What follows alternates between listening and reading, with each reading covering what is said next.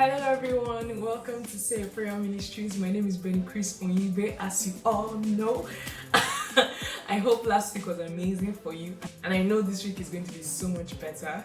Anyway, we're just going to start this video by recapping what we learned last week. So basically, do you remember that in Ezra, we learned that the Israelites were finally released from the Babylonian captivity, and we also saw them rebuilding the temple, and it was just such an amazing book that signified freedom and God keeping his promise and just happy things and woohoo! But yeah, now we're just going to easily transition into Nehemiah, which is the third part of the three-part series. In chapter 1, we're basically just thrown into the story and introduced to this guy called Nehemiah. So basically, Nehemiah was the king's cupbearer. He was moved by the fact that, despite the fact that the Israelites, his people, returned from exile, they were still in danger because the city's walls had been destroyed, the gates had been burned down, and he wanted to do something about it. So in chapter 2, we see him talking to God that, okay, my heart goes out to my people, I want to make a difference, I want to do something. As I was reading the book of Nehemiah, I saw that he was the king's cupbearer, and in my head that like ding ding ding, he was like a slave or something. Apparently, the role of the cupbearer is a majestic role. It is basically a position of honor and influence, and you're literally second only to the crown prince. You see him in chapter 2 asking his king that he wants to return back to Israel. He basically takes a leave of absence to return back to Israel and rebuild the city's gates and walls. Nehemiah did eventually get permission to go back to Israel to rebuild the city's walls and gates. However, you see that Nehemiah's constant approach towards all these things was prayer.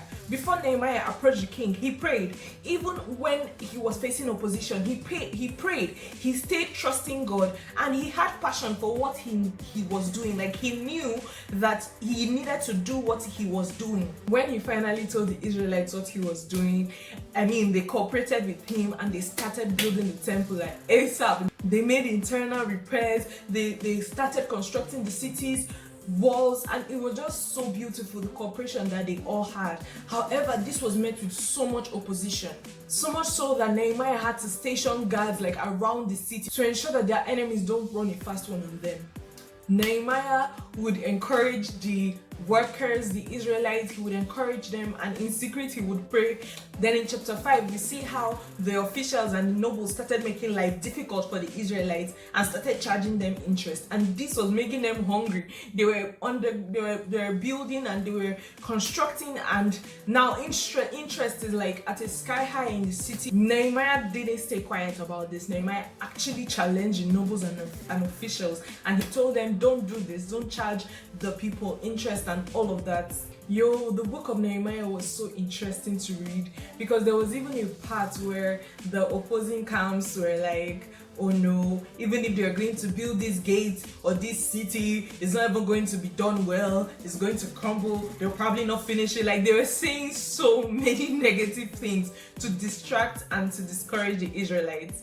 So much so that in chapter 6, you see them attempting to kill Nehemiah because they had successfully finished building the wall, and it was literally just remaining the gates. The enemies were literally so shocked when they discovered that they could not kill him. They started spreading false rumors about him in order to discredit him in front of the king. Despite the fact that they started spreading rumors about Nehemiah, Nehemiah's response to this was to pray to God. Nehemiah prayed to God for strength. Chapter 7, you see the list of the exiles who returned, and in chapter 8 we are now introduced to Ezra again, and we see him and Nehemiah together.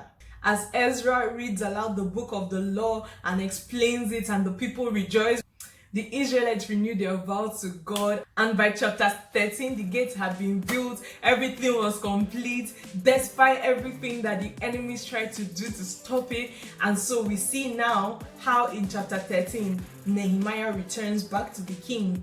Nehemiah was an Israelite, but he was working with the king at Babylon. I don't know how that happened, but the name of the king was King Artaxerxes. and he resumed his duties. But eventually, still in chapter 13, we see Nehemiah returning back to Israel to like check up on them, how they're faring. This was not even too long from the time that he left. Guess what, guys? The people had neglected everything. They had neglected the house of God while he was away, and this just pissed Nehemiah off. But immediately he went into fix-it mode, and then he also discovered that the Israelites were intermarrying with unbelievers, and that was basically how the book ended, with his response. Guys, when God calls you to do something great, like what happened with Nehemiah, despite the fact that you are doing what you're doing and just the things you would normally do, if God ever interrupts you and calls you to do something, please take a page from Nehemiah's book and just obey. Although this might require a lot of sacrifice, especially if you had another thing that you were doing prior to this burden you now have in your heart to do something for God, despite the fact that it might be challenging, it might require sacrifice, and it might come with a ton of negativity, especially if it's something big, I want you to, like Nehemiah, stay praying, stay trusting, and stay passionate about what God has called you to do. I approach the whole thing with wisdom. Don't just go on Instagram and start raving all my haters. Like, don't do that. Not that it's bad, but like, just approach it with grace, because the end result is that you're doing something for God, and God is a good rewarder of all those that seek Him. Be bold about the work you're doing for God, because the end result is greater than the opposition or the negativity. I hope you enjoyed this video and learned a lot. Please share this video and subscribe if you haven't already. I love you guys. See you same time next week. Bye.